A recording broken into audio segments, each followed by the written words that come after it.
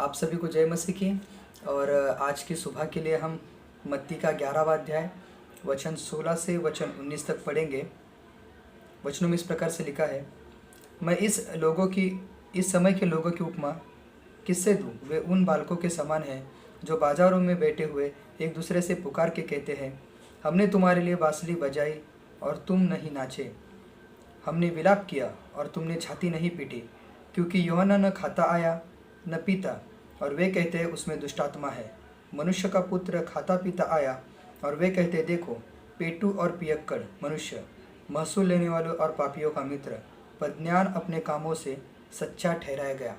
इस दृष्टांत में प्रभु यीशु मसीह बपतिस्मा देने वाले यूहन्ना और अपने सेवकाई के बीच के विषय में बात कर रहे हैं। यूहन्ना जो है वो पश्चाताप के विषय में आह्वान कर रहा है, तो यीशु मसीह सुसमाचार के द्वारा लोगों को परमेश्वर के पास आने के लिए बुला रहे, आह्वान कर रहे। दोनों का भी उद्देश्य एक ही है कि इजरायली लोग, यहूदी लोग परमेश्वर को जाने।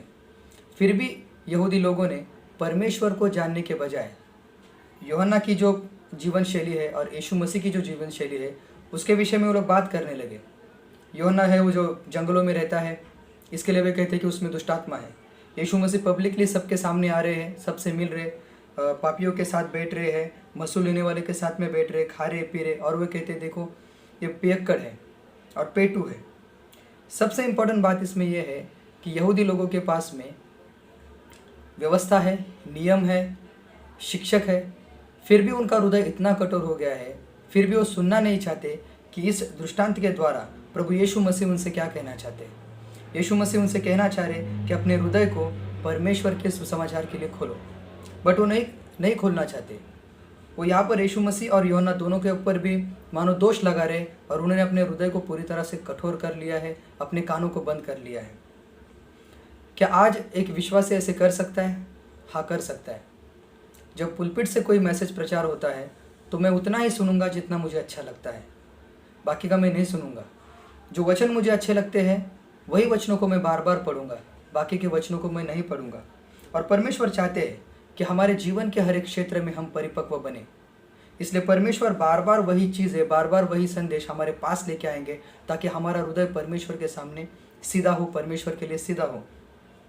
और इसके लिए हम देखते हैं कि प्रकाशित वाक्य का 3वां अध्याय और वचन 20 में यीशु मसीह कहते, वचन 20 में यीशु मसीह इस प्रकार से कहते कि देख मैं द्वार पर खड़ा हुआ खटखटाता हूँ, यदि कोई मेरा शब्द सुनकर द्वार खोलेगा तो मैं उसके पास भीतर आकर उसके साथ भोजन करूँगा और वह मेरे साथ। यहाँ पर यीशु मसीह हमारे हृदय के विषय में बात करें।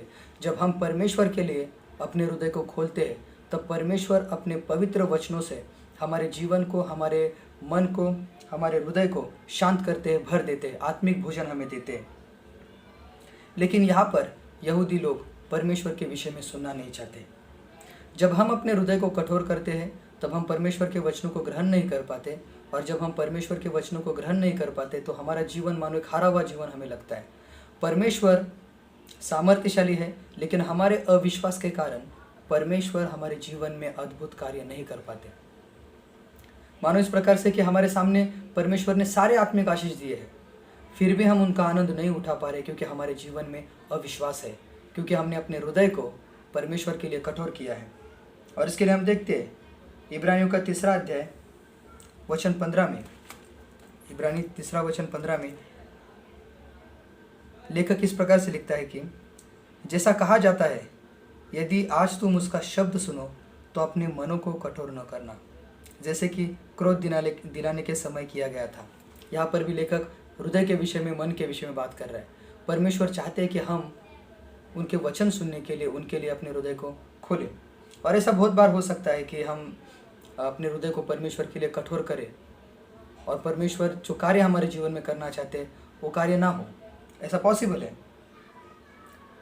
कठिन हृदय के कारण हम प्रभु के वचनों को पूर्ण रूप से स्वीकार नहीं कर पाते और हमारे जीवन में कोई परिवर्तन नहीं दिखता है। लेकिन सबसे इम्पोर्टेंट बात क्या है? यीशु मसीह वचन 19 में आखिरी के वचन में लिखते हैं कि पर ज्ञान अपने कामों से सच्चा ठहराया गया। यानी शिष्य यीशु मसीह की संगति में आए, यीशु मसीह के साथ में वो लोग अपना समय बिता रहे हैं, परमेश्वर के वचनों को सुन रहे हैं और उनका जीवन बदल रहा है।